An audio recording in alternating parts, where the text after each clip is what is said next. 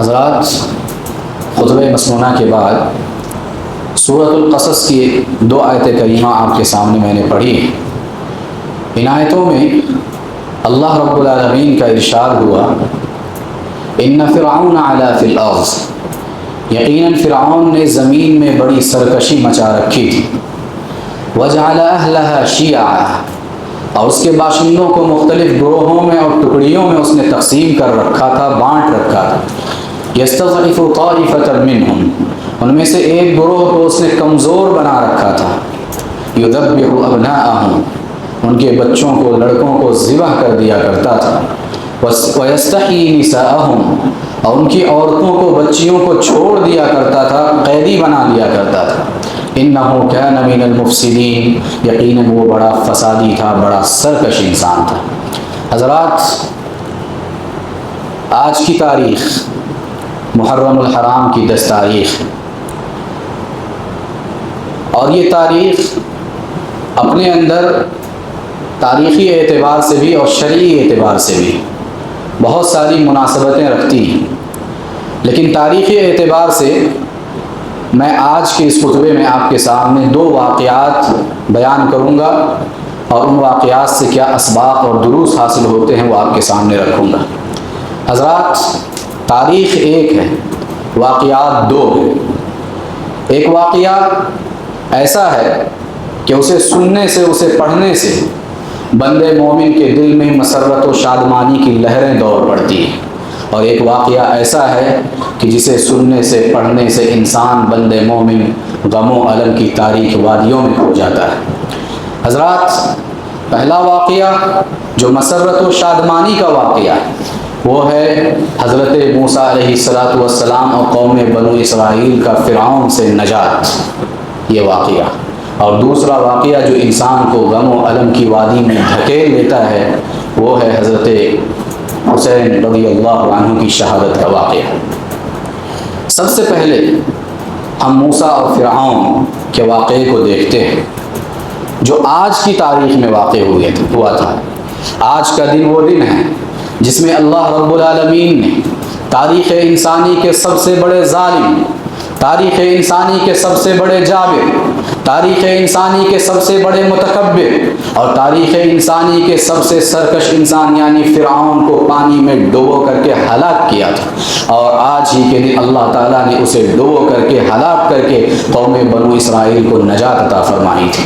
اللہ تعالیٰ نے اسی کا نقشہ اس آیت کے اندر کھینچا جو میں نے آپ کے سامنے پڑھا کہ فرعون جو تھا زمین کے اندر بڑی سرکشی اس نے مچا رکھی تھی، بڑا ظلم و زیادتی کا ایک طوفان اس نے بپا کر رکھا تھا، ایک سلسلہ اس نے شروع کر رکھا تھا، اور قوم بنو اسرائیل کے بچوں کو ذبح کر دیا کرتا تھا. اس کے مقابلے میں اللہ رب العالمین کا منشا یہ ہوا، اللہ رب العالمین کا ارادہ یہ ہوا.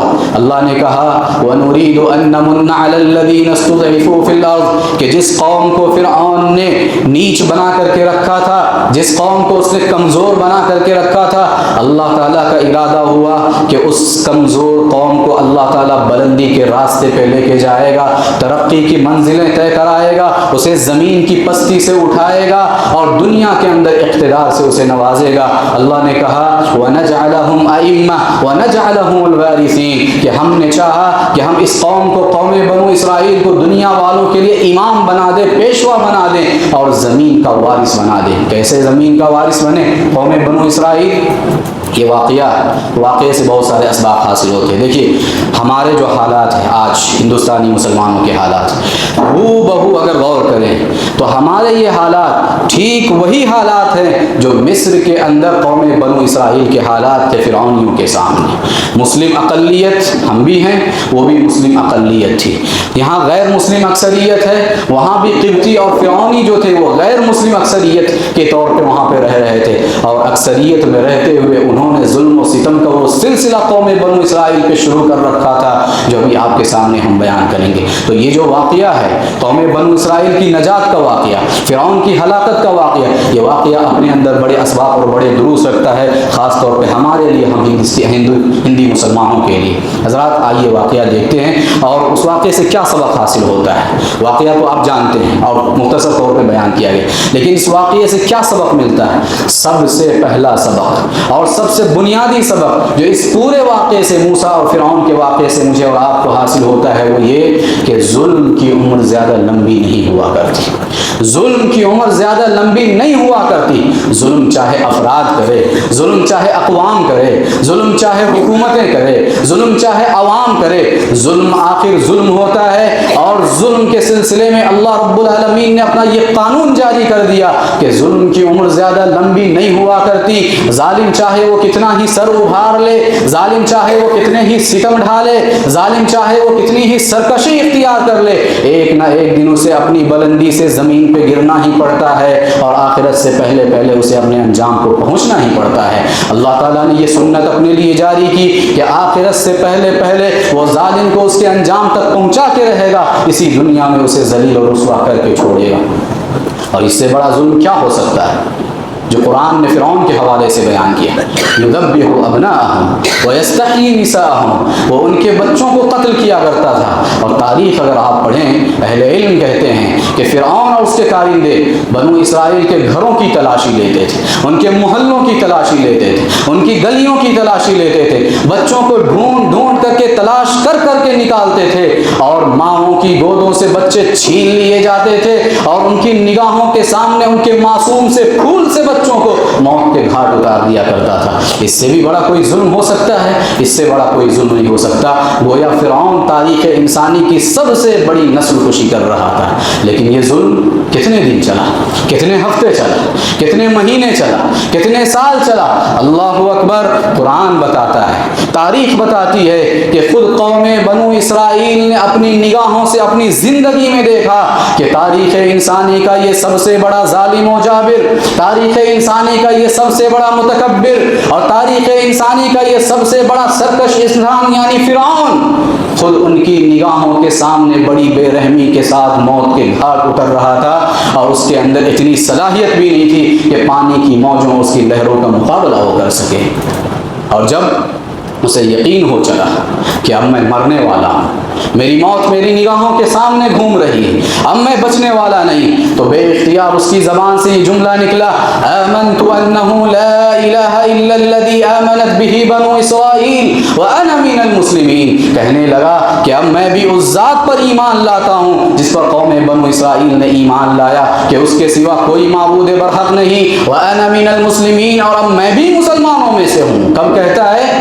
جب موت اس کی نگاہوں کے سامنے ہے، جب اسے یقین ہو چلا کہ اب میں مرنے والا ہوں، بچنے والا نہیں، تب اس کی زبان سے جملہ نکلتا ہے۔ اللہ نے کہا الآن وقد عصیت قبل، الآن وقد عصیت قبل وکنت من المفسدین، کہا کہ اس سے پہلے تو بڑے سرکشی بنے پھرتے تھے، بڑے سرکش بنے پھرتے تھے، بڑے نافرمان بنے پھرتے تھے، اب تمہیں خیال آیا ہے، اب تمہیں ہوش آیا ہے، اور اب تمہیں ایمان کی سوچ رہی ہے۔ فَالْيَوْمَ نُنَجِّيكَ بِبَدَنِكَ لِتَكُونَ لِمَنْ خَلْفَكَ آیَةً، کہا کہ آج تو ہم تمہیں ایسی عبرت کا نشان بنائیں گے اور ایسی موت تمہیں دیں گے کہ قیامت تک آنے والی نسلیں تمہیں دیکھ کر کے نصیحت حاصل کریں گی۔ اور اللہ رب العالمین نے تباہ و تاراج کر دیا، پانی میں ڈبو کر کے اسے ہلاک و برباد کر دیا ہے۔ فرعون کی یہ ہلاکت آج کے محرم الحرام کی 10 تاریخ کو ہوئی۔ حضرات، یہ واقعہ بتاتا ہے کہ ظلم کی عمر زیادہ لمبی نہیں ہوا کرتی۔ ظلم چاہے کوئی بھی کرے، ظالم کتنا ہی سر ابھار لے، کتنی ہی سرکشی کر لے،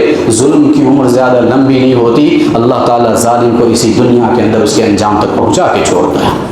اسی طرح سے حضرت موسیٰ اور فرعون کے واقعے سے ایک اور اہم سبق جو مجھے اور آپ کو حاصل ہوتا ہے وہ یہ ہے کہ جہاں کہیں بھی مسلمان اقلیت میں ہے، مائنورٹی کی حیثیت سے زندگی گزار رہے ہیں، اور وہاں غیر مسلم اکثریت میں ہے، میجورٹی میں ہے، اور میجورٹی میں ہونے کی وجہ سے وہاں کی مسلم اقلیت کو وہ مشق ستم بنا رہی ہے، طرح طرح کے مظالم ان پہ ڈھا رہی ہے، طرح طرح کے حالات پیدا کر کے ان کے اندر خوف و ہراس کا ماحول پیدا کرنے کی کوشش کر رہی ہے۔ یہ واقعہ بتاتا ہے کہ ایسے نازک وقت میں، نازک حالات میں اللہ کی مدد کیسے آتی ہے، اللہ تعالیٰ اپنے مظلوم بندوں کی مدد کیسے فرماتا ہے، اور بندے مومن کو اللہ رب العالمین بندے مومن کا ساتھ کیسے دیتا ہے۔ یہ واقعہ اس کا سب سے بڑا ثبوت ہے۔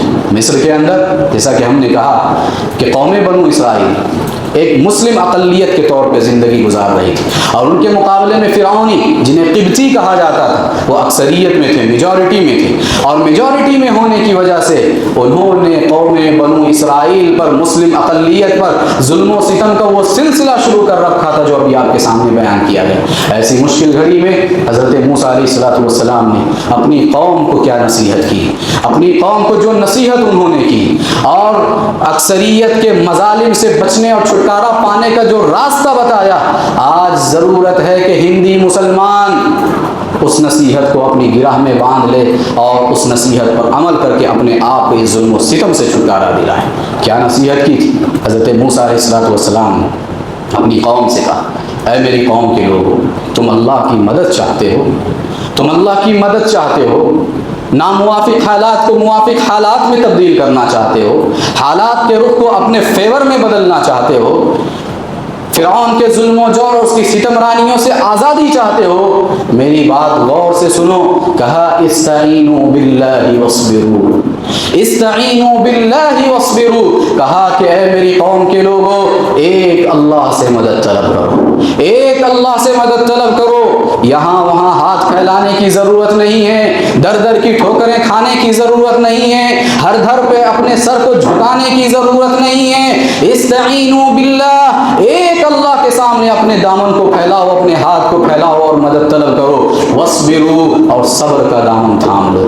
یاد رکھو ان الارض للہ، زمین اللہ کی ہے، یورثها من یشاء من عبادی، وہ اپنے بندوں میں سے جس کو چاہتا ہے اس زمین کا وارث بنا دیتا ہے، حکومت عطا کر دیتا ہے، طاقت و قوت وقتی طور پہ دے دیتا ہے، والعاقبۃ للمتقین، لیکن یاد رکھنا انجام کار ہمیشہ متقیوں کے حق میں ہوتا ہے۔ کیا مطلب ہے؟ مطلب یہ ہے کہ اگر تمہاری توحید مضبوط رہے گی، اللہ پہ تمہارا ایمان مضبوط رہے گا، صبر کا دامن تمہارے ہاتھ میں رہے گا اور تقوی کی زندگی تم گزارنے لگو گے، یاد رکھنا اگرچہ آج حالات دوسرے کے فیور میں ہیں لیکن انجام جو ہوگا، اینڈ ریزلٹ جو پورے معاملے کا آئے گا وہ تمہارے حق میں آئے گا، متقیوں کے حق میں آئے گا۔ اللہ اکبر۔ جب قوم بنو اسرائیل نے اس نصیحت کو اپنایا، اس نصیحت پر عمل کیا، اسے اپنے گرہ سے باندھا، اللہ رب العالمین نے ایسے مدد کی، ایسے مدد کی کہ سبحان اللہ، اللہ رب العالمین نے پورے فرعون اور آل فرعون کو طرح طرح کے عذابوں میں مبتلا کر دیا۔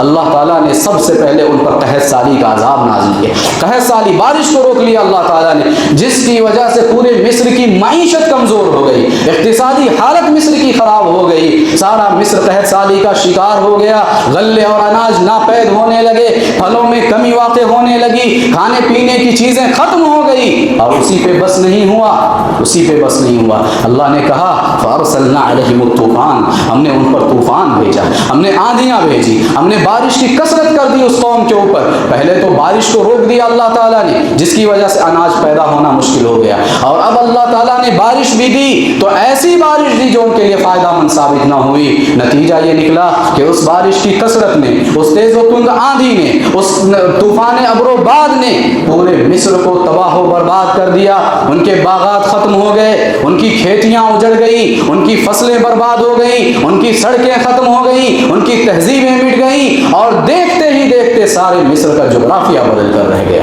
حضرات، یہ واقعہ مجھے اور آپ کو سبق دیتا ہے، میسج دیتا ہے کہ جہاں کہیں بھی مسلمان اقلیت میں ہیں، کم تعداد میں ہیں، مائنورٹی کی حیثیت سے زندگی گزار رہے ہیں، اور وہاں غیر مسلم اکثریت میں ہونے کی وجہ سے وہاں کی مسلم اقلیت پر ظلم و ستم کے پہاڑ توڑ رہی ہے، تو ایسے نازک وقت میں بھی گھبرانے کی ضرورت نہیں ہے، واویلا اور ہنگامہ کرنے کی ضرورت نہیں ہے، اور جذبات میں آ کر جوش بلا ہوش کا شکار ہو کر کوئی غلط حرکت کرنے اور غلط قدم اٹھانے کی ضرورت نہیں، بلکہ ایسی نازک گھڑی میں اللہ رب العالمین سے لو لگانے کی ضرورت ہے، اپنے مولا سے قریب ہونے کی ضرورت ہے، اپنے روٹے ہوئے رب کو منانے کی ضرورت ہے، اور صبر کا دامن اپنے ہاتھ میں تھام کر کے اللہ کی تائید، اس کی حمایت اور اس کا سپورٹ حاصل کرنے کی ضرورت ہے۔ حضرات، یہ ایک اہم سبق ہے جس واقعے سے مجھے اور آپ کو حاصل ہوتا ہے۔ ایک اور پیغام، ایک اور میسج جو حضرت موسیٰ اور فرعون کے واقعے سے مجھے اور آپ کو ملتا ہے، وہ یہ ہے کہ حق و باطل کی کشمکش جب بھی جاری رہے گی، حق ہمیشہ غالب رہے گا۔ کفر و اسلام کا تصادم جب بھی ہوگا، اسلام غلبہ پا کر رہے گا، اور ظلم و انصاف کی मारिका आराई जब भी होगी, इंसाफ पूरी ताकत के साथ फातिह बन करके उभरेगा और उभरता जाएगा। कहाँ से ये सबक मिलता है? देखिए हज़रत मूसा अलैहिस्सलाम, उनके हाथों से एक तिब्ती का कत्ल हो गया, एक घूंसा मारा, एक मुक्का मारा, एक मुक्के से कोई मरता नहीं, लेकिन अल्लाह ताला ने उसी एक मुक्के में उस तिब्ती की मौत लिखी थी। एक मुक्का मारा, एक घूंसा सिर्फ मारा हज़रत मूसा अलैहिस्सलाम ने, तिब्ती मर गया। और जब तिब्ती मरा, वो फ़िरऔन के ख़ानदान का था। दरबार फ़िरऔन में हज़रत मूसा अलैहिस्सलाम के ख़िलाफ़ कत्ल के मशवरे होने लगे। मशवरा हो रहा है कि मूसा को पकड़ना है, मूसा को कत्ल करना है, बदला लेना है उससे। अल्लाह ताला का करना ऐसा हुआ कि अल्लाह ताला ने उन्हें दरबारियों में से एक दरबारी को हज़रत मूसा का खैर खा बना करके भेज दिया, और उसने आकर के सारी बहस जो कुछ भी मशवरा हुआ था दरबार में, सारी बातों से आगाह कर दिया हज़रत मूसा अलैहिस्सलाम। हज़रत मूसा अलैहिस्सलाम मिस्र से निकले। कैसे निकले? डरे हुए, सहमे हुए, अपनी जान बचाते हुए, फ़िरऔन और उसके पुलिस से बचते बचाते हुए मिस्र को छोड़कर हज़रत मूसा अलैहिस्सलाम मदियन की तरफ निकले। वहाँ एक अरसा गुजारा, फिर वहाँ से वापस होने लगे, सफ़र में थे। अल्लाह ताला ने रसूल बनाया, नबी बनाया और मोजज़ात अता किए। जैसे ही अल्लाह ताला ने नबी और रसूल बनाया और मोजज़ा अता किया, फ़ौरन अल्लाह ताला ने कहा इज़हब इला फ़िरऔन इन्नहु तग़ा। कहा कि मूसा, जिस फ़िरऔन से भाग करके आए थे, उसी फ़िरऔन के पास लौट करके तुम्हें जाना है कि उसने ज़मीन में बड़ी सरकशी मचा रखी। अल्लाह अकबर। ज़रा तसव्वुर कीजिए, हज़रत मूसा अलैहिस्सलाम के लिए कितनी बड़ी आजमाइश थी, कितना बड़ा इम्तिहान था ये। जिस मिस्र से भाग करके जान बचा करके आए थे, जिस मिस्र की पुलिस से बचते बचाते निकले थे, और जिस फ़िरऔन से और जिस फ़िरऔन के दरबार में उनके कत्ल के मशवरे हो रहे थे, उसी दरबार के पास से भागे थे। अल्लाह ताला ने कहा कि मूसा, उसी दरबार में लौट करके उसी फ़िरऔन के सामने तुम्हें तौहीद का नारा मस्ताना बुलंद करना है जिससे तुम भाग करके आए हो। अल्लाह अकबर। हज़रत मूसा अलैहिस्सलाम ने हिम्मत की, अल्लाह ताला ने ताकत दी, और उन्होंने अल्लाह के हुक्म की तामील करते हुए हज़रत हारून अलैहिस्सलाम को लेकर के दरबार पहुँचते हैं। दरबार पहुँचे, अल्लाह रब्बुल आलमीन के हुक्म से हज़रत मूसा अलैहिस्सलाम ने अल्लाह रब्बुल आलमीन की तौहीद के ऐसे दलाइल उसके सामने रखे, तौहीद के ऐसे बराहीन उसके सामने रखे कि उस फ़िरऔन वक्त को हैरान और शशदर करके रख दिया। क्यों? उसके सामने तौहीद का ये कलिमा बुलंद करना ज़रूरी था। क्यों ज़रूरी था? इसलिए कि फ़िरऔन तो खुद अपने आप को रब कहता था ना, अना रब्बुकुमुल आला। कहा करता था कि लोगों, मैं ही सबसे बड़ा रब, तुम्हारा सबसे बड़ा रब मैं हूँ, फ़िरऔन। और कहा करता था मिस्र के लोगों से, अलैसा ली मुल्कु मिस्र व हादिहिल अनहारु तजरी मिन तहती अफला तुबसिरून। क्या ये मिस्र की हुकूमत मेरी हुकूमत नहीं है? क्या ये मिस्र की बादशाहत मेरी बादशाहत नहीं है? क्या यहाँ जो नहरें नदियाँ बह रही हैं, क्या मैं उन सब का मालिक मैं नहीं हूँ? अफला तुबसिरून, क्या तुम देखते नहीं? अपने आप को रब कहा करता था, अपने आप को माबूद कहा करता था। अल्लाह ताला ने कहा कि मूसा, उसी सरकश फ़िरऔन के पास जो अपने आप को रब होने का दावा करता है, उसी के पास जाकर के तौहीद का ऐलान करना है, इकरार करना है। और हज़रत मूसा जब वहाँ पहुँचे, अल्लाह की तौहीद के ऐसे दलाइल दिए कि फ़िरऔन हक्का बक्का रह गया, हैरान और शशदर होकर रह गया। और जब उससे कोई बात न बन पाई तो क्या किया? हज़रत मूसा अलैहिस्सलाम के उस मोजिज़े को जादू करार दे दिया, और जादू करार देकर अतराफ और अनाफ के सारे बड़े बड़े जादूगरों को हज़रत मूसा के मुकाबले में ला करके खड़ा कर दिया। लेकिन सुभान अल्लाह, अल्लाह की मदद कैसे आती है? अल्लाह का करना ऐसा हुआ, और अल्लाह ने ऐसे मदद की कि खुद फ़िरऔन के अपने बुलाए हुए जादूगर हज़रत मूसा अलैहिस्सलाम के सामने घुटने टेकने पे मजबूर हुए, और आमन्ना बिरब्बि हारून व मूसा कहकर हज़रत मूसा के हाथ पे इस्लाम कबूल कर लिया, कलिमा पढ़ करके मुशर्रफ इस्लाम। हज़रात, ये वाक़या बताता है कि इस्लाम हमेशा गालिब होकर के रहेगा।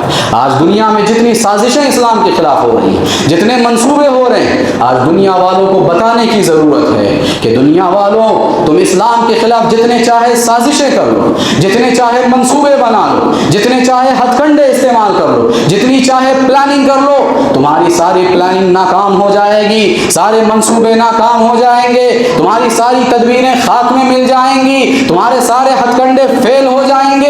لیکن اللہ کا یہ دین ترقی کرتا رہے گا، آگے بڑھتا رہے گا، کیونکہ اسلام اس دنیا میں آگے بڑھنے کے لیے آیا، پیچھے ہٹنے کے لیے نہیں۔ اسلام غالب آنے کے لیے آیا ہے، مغلوب ہونے کے لیے نہیں۔ اسلام ترقی کرنے کے لیے آیا ہے، تنزلی اختیار کرنے کے لیے نہیں۔ پیارے نبی صلی اللہ علیہ وسلم نے حدیث میں فرمایا لا يبقى على ظهر الارض بيت مدر ولا وبر الا ادخله الله كلمة الاسلام بعز عزيز وذل ذلیل۔ کہا کہ روئے زمین پر کوئی کچا پکا مکان ایسا نہیں بچے گا، کوئی کچا پکا مکان روئے زمین پہ ایسا نہیں بچے گا جس میں اللہ رب العالمین اپنے اسلام کا کلمہ نہ داخل کر دے۔ ہر کچے پکے مکان کے اندر اسلام داخل ہو کے رہے گا، بعز عزیز وذل ذلیل، چاہے عزت والوں کو عزیز کر کے صحیح، ذلت والوں کو ذلیل کر کے صحیح، اسلام دنیا میں ہر طرف غالب آ کر رہے گا۔ تو یہ واقعہ مجھے اور آپ کو یہ پیغام دیتا ہے کہ اگرچہ ہم مائنورٹی کی حیثیت سے ہمارا اسلام جو ہے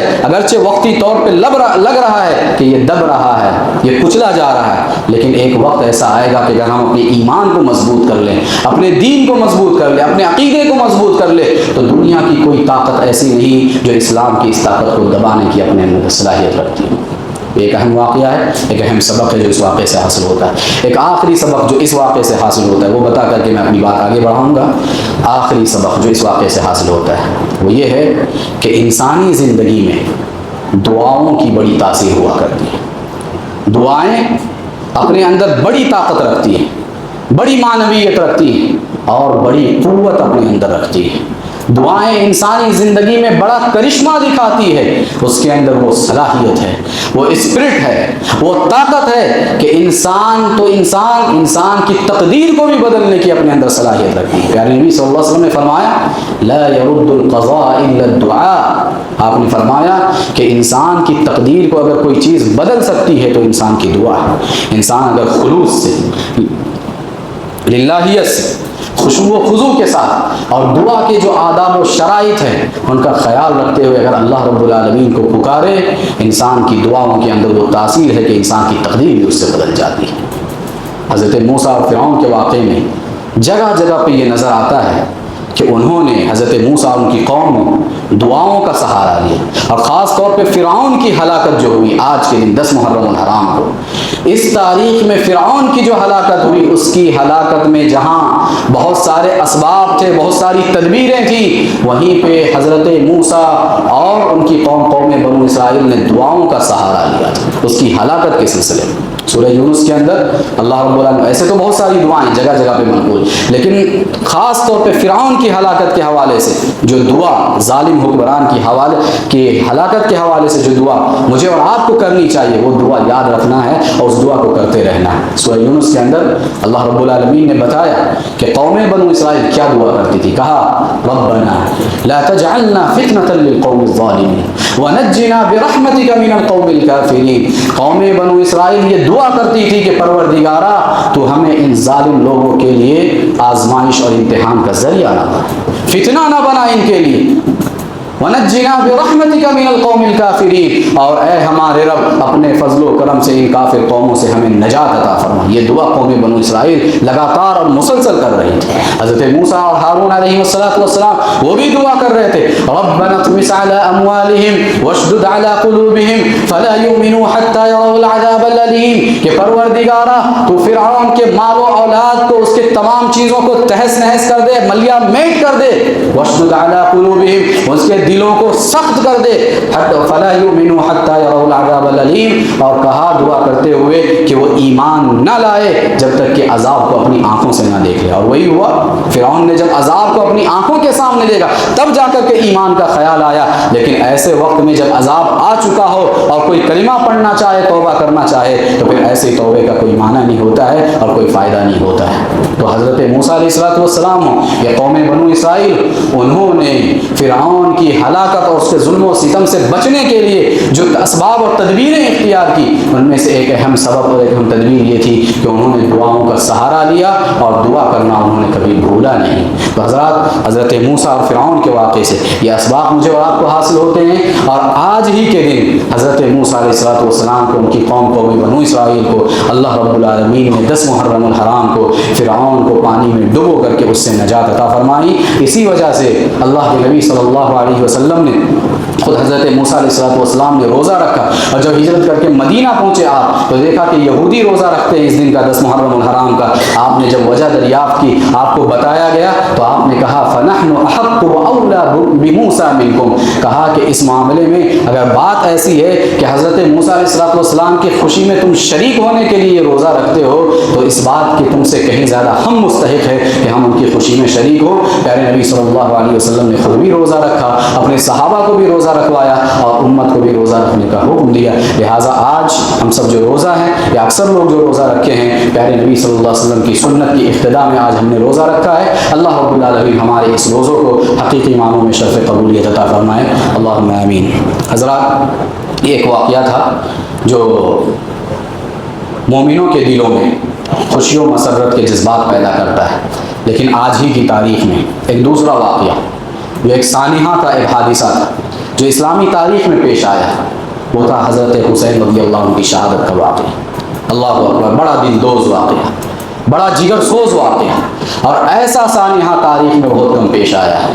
نواسہ رسول، اللہ اکبر، کیسا نواسہ، جس کے بارے میں پیارے نبی صلی اللہ علیہ وسلم نے فرمایا حسین منی وانا من حسین واحب اللہ من احب حسین، کہا کہ حسین مجھ سے ہے اور میں حسین سے ہوں، اور اللہ تعالیٰ ہر اس شخص سے محبت کرے جو حسین سے محبت کرتا ہے۔ یہ تھے حضرت حسین رضی اللہ عنہ، حسین وہ جن کے بارے میں پیارے نبی صلی اللہ علیہ وسلم نے فرمایا اپنے دونوں نواسوں کے بارے میں، کہا سیدہ شباب اہل الجنہ، کہا کہ یہ دونوں میرے نواسے حسن اور حسین یہ جنتی نوجوانوں کے سردار ہیں۔ اللہ اکبر، کتنا بڑا مقام، جنتی نوجوانوں کے سردار۔ حسین وہ جن کے لیے پیارے نبی صلی اللہ علیہ وسلم نے خطبہ دیتے ہوئے اپنے ممبر کو چھوڑ دیا جب دیکھا کہ حسن اور حسین مسجد میں داخل ہو رہے ہیں، ابھی بچپن ہے، چھوٹے سے ہیں، لڑکھڑا رہے ہیں، گر رہے ہیں، تو فوراً خطبے کو روک کر کے آپ ممبر سے نیچے اترے اور جا کر کے دونوں نواسوں کو اٹھایا، اور پھر آپ نے قرآن کی آیت پڑھی انما اموالکم واولادکم فتنہ،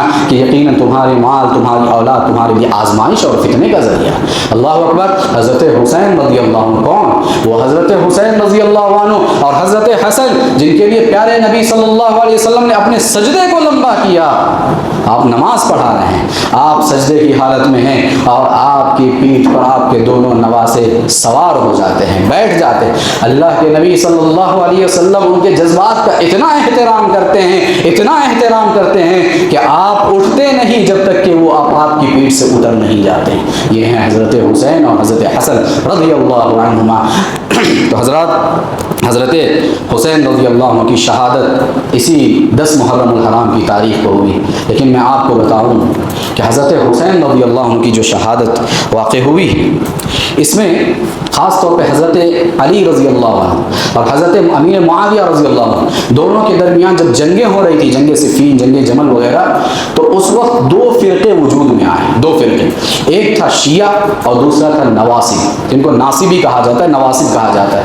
یہ افراط اور تفریق کا شکار ہوئے۔ کیا مطلب ہے؟ مطلب یہ ہے کہ شیعہ جو تھا وہ حضرت علی اور اہل بیت کی محبت میں غلو اور انتہا پسندی سے کام لیتا ہے۔ بظاہر وہ محبت دکھاتا تھا، لیکن حقیقت میں انہیں ان سے بھی محبت نہیں تھی۔ اگر دیکھا جائے تو شیعہ جو اپنے آپ کو کہتے ہیں، بظاہر وہ کہتے ہیں کہ ہم اہل بیت سے محبت کرتے ہیں، حضرت علی، فاطمہ، حسن و حسین سے محبت کرتے ہیں، بظاہر ان کا یہ دعویٰ ہوتا ہے۔ حقیقت میں دیکھا جائے، تاریخ اگر ہم پڑھیں تو حضرت حسین رضی اللہ عنہ کو شہید کرنے والے اصل میں یہی کوفی تھے اور یہی شیعہ حضرات۔ تو ایک طرف ایک فرقہ وجود میں آیا جنہوں نے کہا کہ ہم علی رضی اللہ عنہ کے ساتھ ہیں، ان سے محبت کرتے ہیں، اور ان کے مقابلے میں ایک فرقہ وجود میں آیا جنہیں نواصب کہا جاتا ہے۔ ان کا معاملہ کیا تھا؟ ان کا معاملہ بالکل اس کے الٹا، یہ اہل بیت سے محبت کرنے والے تھے، اور نواصب جو تھے وہ اہل بیت سے نفرت کرنے والے تھے، بغض رکھنے والے تھے۔ حالانکہ اہل سنہ والجماعہ ان کا عقیدہ کیا ہے؟ ان کا عقیدہ افراط اور تفریط دونوں سے ہٹ کر کے اعتدال کا راستہ ہے، اور وہ کیا ہے کہ ہم تمام صحابہ سے محبت کرتے ہیں، اور تمام صحابہ سمیت اہل بیت سے بھی ویسے ہی محبت کرتے ہیں جیسے اللہ کے نبی صلی اللہ علیہ وسلم نے کرنے کا حکم دیا ہے۔ یہ اہل السنہ والجماع کا عقیدہ ہے۔ لہٰذا آج کے دور میں بھی بسا اوقات لوگ جذبات میں آ کر کے حضرت حسین رضی اللہ عنہ کے خلاف بولنے لگتے ہیں، بسا اوقات صحابہ کرام کے خلاف بولنے لگتے ہیں۔ یہ دونوں انتہائیں غلط ہے۔ صحیح انتہا یہ ہے کہ جیسے صحابہ کرام ہمارے لیے آنکھوں کے تارے ہیں، ٹھیک اسی طریقے سے اہل بیت ہمارے لیے آنکھوں کے تارے ہیں، اور ویسے ہی محبت ہمیں ان سے بھی ہے جتنی محبت کے صحابہ سے ہے، اور ہونا بھی چاہیے، یہی ایمان کا تقاضا ہے۔ ایک چیز یہ، اور حضرت حسین رضی اللہ عنہ کی جو شہادت ہوئی، وقت تھوڑا سا میں لوں گا آپ کا، چونکہ موضوع ایسا ہے اور حالات ایسے ہیں کہ اس پہ بیان کرنا ضروری ہے۔ حضرت حسین رضی اللہ عنہ کی شہادت کا جو واقعہ پیش آیا، یہ ایک سیاسی معاملہ تھا، یہ سمجھنے کی ضرورت ہے۔ یہ ایک سیاسی معاملہ تھا، دینی معاملہ نہیں تھا، یہ دینی معاملہ نہیں تھا۔ لوگ آج شعر پڑھتے ہیں نا، آپ نے سنا ہوگا بارہ، شاید امام صاحب پچھلے خطبہ میں بھی بتائے ہوں، اسلام زندہ ہوتا ہے ہر کربلا کے بعد۔ کیا واقعی کربلا سے پہلے اسلام نہیں تھا؟ کربلا سے پہلے اسلام زندہ نہیں تھا؟ کربلا میں اسلام زندہ ہوا ہے۔ اتنا غلط شعر اور اتنا بے معنی شعر ہے کہ اللہ اکبر، اللہ کی پناہ۔ اسلام زندہ ہوتا ہے ہر کربلا کے بعد نہیں، اسلام زندہ ہوتا ہے بدر و احد کے بعد، اسلام زندہ ہوتا ہے حنین کے بعد، اسلام زندہ ہوتا ہے احزاب کے بعد، اسلام زندہ ہوتا ہے موتا کے بعد، اسلام زندہ ہوتا ہے تبوک کے بعد۔ آپ تاریخ اسلامی پڑھیے، اللہ اکبر، جنگ بدر جو پہلی جنگ اسلام اور کفر کے درمیان ہوئی ہے، اس میں مسلمانوں کی کیا حالت تھی؟ 313 کی تعداد، چھوٹی سی جماعت، نہ تلوار ہے، نہ نیزے ہیں، نہ تیر ہے، نہ لڑنے کے لیے کوئی اور ہتھیار ہے، بس تھوڑی تھوڑی سی چیزیں، چھوٹی موٹی چیزیں، اور تعداد بھی اتنی کم کہ 1000 کا مقابلہ اس سے نہیں ہو سکتا ہے۔ لیکن اللہ رب العالمین کی مدد آئی، صحابہ کرام کا ایمان، ان کا عقیدہ، رب کی ذات پہ ان کا توکل اتنا زبردست اور ایسا مضبوط تھا کہ پیارے نبی صلی اللہ علیہ وسلم کی قیادت میں اس 313 کی جماعت نے 1000 کا مقابلہ کیا، اور وہاں جو ہے 1000 کا مقابلہ کرنے کے بعد ان کو ہرا کر کے اسلام کو صحابہ کرام نے زندہ کیا تھا۔ اسلام وہاں زندہ ہوا تھا بدر میں، اسلام زندہ ہوا تھا احد میں، اسلام زندہ ہوا تھا جنگ احزاب میں، جب 3000 کی تعداد، چھوٹی سی تعداد کو مسلمانوں کو پورے عرب سے 10,000 کی تعداد میں لوگ آ کر کے مٹانے کی کوشش کرنے لگے تھے۔ اس وقت صحابہ کرام نے ڈٹ کر کے جو مقابلہ کیا تھا، جو خندقیں کھودی تھی اپنے پیٹوں پہ پتھر باندھ باندھ کر کے، اور پیارے نبی صلی اللہ علیہ وسلم نے خود بذاتے اس وقت اسلام زندہ ہوا تھا، اس وقت اسلام کو سہارا ملا تھا۔ تو اسلام زندہ ہوتا ہے ہر کربلا کے بعد نہیں، اسلام اس سے پہلے ہی زندہ تھا۔ اور کربلا میں کیا ہوا؟ کربلا کا جو معاملہ تھا وہ ایک سیاسی معاملہ تھا، وہ دینی معاملہ نہیں تھا۔ حضرت حسین رضی اللہ عنہ کے پاس یزید جب خلیفہ بنے، اور خلیفہ بننے کے بعد بیعت کی بات آئی، تو حضرت حسین، بہت ساری تاریخی روایات اور اتنے من گھڑت واقعات ہیں اس کے اندر، صحیح تاریخ اگر ہم پیش کریں، میں رات میں مطالعہ کر رہا تھا، میں نے پڑھا صحیح تاریخ کے حوالے سے، اس میں یہ بات سامنے آئی کہ یزید کی طرف سے لوگ بیعت کرنے کے لیے، بیعت لینے کے لیے حضرت حسین رضی اللہ عنہ کے پاس آئے، تو حضرت حسین نے ایسا نہیں کہ ان کی خلافت کو مسترد کر دیا، نہیں، حضرت حسین نے یزید کی خلافت کا بائیکاٹ نہیں کیا، بلکہ خاموش رہے۔ انہوں نے کہا کہ ہاں میں بیعت کر لوں گا، لیکن اکیلے میں نہیں، لوگوں کے سامنے کروں گا۔ لیکن لوگوں کے سامنے جو حکام تھے، بیعت لینے والے تھے، اصل میں جو اس کام پہ معمور کیے گئے تھے، ان کی اپنی غلطی کی وجہ سے، کوتاہی کی وجہ سے وہ تاخیر کیے، اور تاخیر کرنے کی وجہ سے حضرت حسین رضی اللہ عنہ راتوں رات جو ہے وہ مکہ کی طرف نکل گئے۔